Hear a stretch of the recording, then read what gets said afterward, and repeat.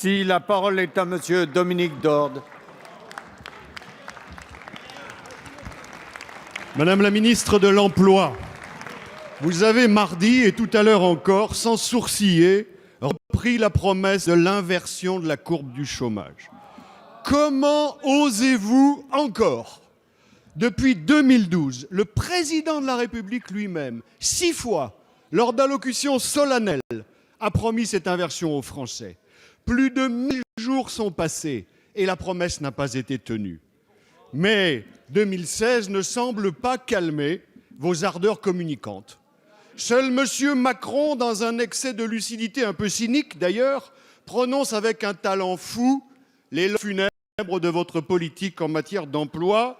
Je cite, « Nous n'avons pas tout fait, on aurait dû agir plus vite, plus fort, avec plus d'audace, plus frontalement. » Mais dans quel monde vivez-vous, Madame la Ministre? Votre politique a fabriqué 1 100 000 chômeurs de plus, là où, selon M. Macron, 24 pays d'Europe sur 28 ont vu diminuer leur chômage. Il y a bientôt 4 ans que vous êtes élu et vous allez présenter en janvier prochain, le 14 ou le 18, une question urgente. Il n'y avait pas urgence jusqu'à maintenant. Vous nous annoncez encore tout à l'heure un plan, une réforme audacieuse pour mars prochain, c'est-à-dire applicable en septembre. Mais vous avez fait quoi depuis 4 ans? Vous avez fait quoi? Madame la ministre, oui, la courbe du chômage finira par s'inverser. Vous n'allez quand même pas tuer les 28 millions d'emplois que compte notre pays. Mais le seul objectif honorable qui devrait être le vôtre serait de rendre les clés en 2017 avec moins de chômeurs qu'en 2012. Et ça, vous savez que l'objectif n'est pas tenable. Alors, Madame la ministre, sauvez ce qui peut l'être. N'ajoutez pas l'impudence des nouvelles promesses disqualifiées au désastre social que vous avez créé. Faites preuve de discrétion, travaillez plus et communiquez moins. La parole est à Monsieur le Premier ministre Manuel Valls.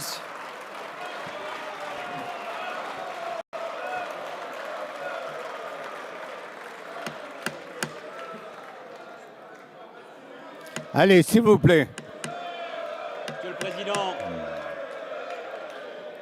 Mesdames et Messieurs les députés, je vous réponds, Monsieur le député, parce que votre question est précisément polémique, qu'elle vise à faire de la communication et qu'elle ne formule aucune proposition. Et c'est tout le contraire de la ministre du Travail, Myriam El Khomri, qui est engagée pleinement pour cette bataille de l'emploi. Personne ici ne peut nier, vous comme nous, que le mal français est lié précisément à ce chômage de masse, dont, si je puis dire, nous nous sommes accoutumés depuis des années. Je pourrais, et avec quelle facilité, Monsieur le député, vous renvoyer au bilan de 2012.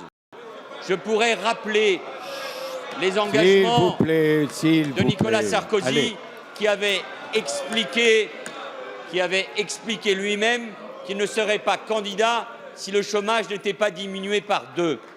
Alors, pas de leçon sur ce sujet-là. De la lucidité, oui.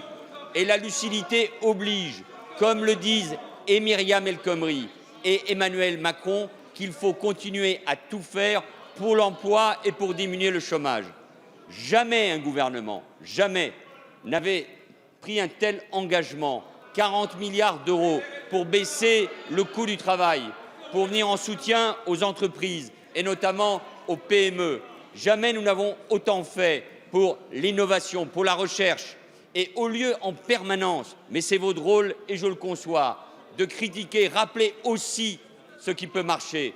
Emmanuel Macron, répondant il y a un instant, soulignait combien également l'image de la France, ô combien détériorée, avait changé, combien les investissements étrangers aujourd'hui dans notre pays sont en augmentation. Mais il faut continuer parce que le nombre de chômeurs de longue durée, le nombre de chômeurs, notamment jeunes, sans qualification, oblige à une mobilisation.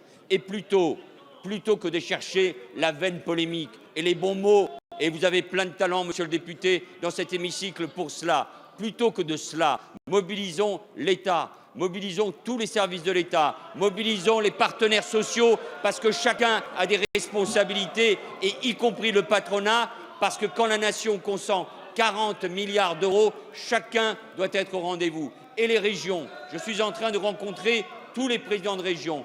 Les régions ont aussi des compétences en matière de développement économique, en matière de formation et d'apprentissage. Et moi, je suis sûr que sur ce type de questions, plutôt que la polémique, plutôt que le bon mot, plutôt que les attaques à l'égard d'un ministre, c'est le rassemblement, c'est la bonne volonté, parce que nous le devons aux Français. Merci, Monsieur le Premier ministre.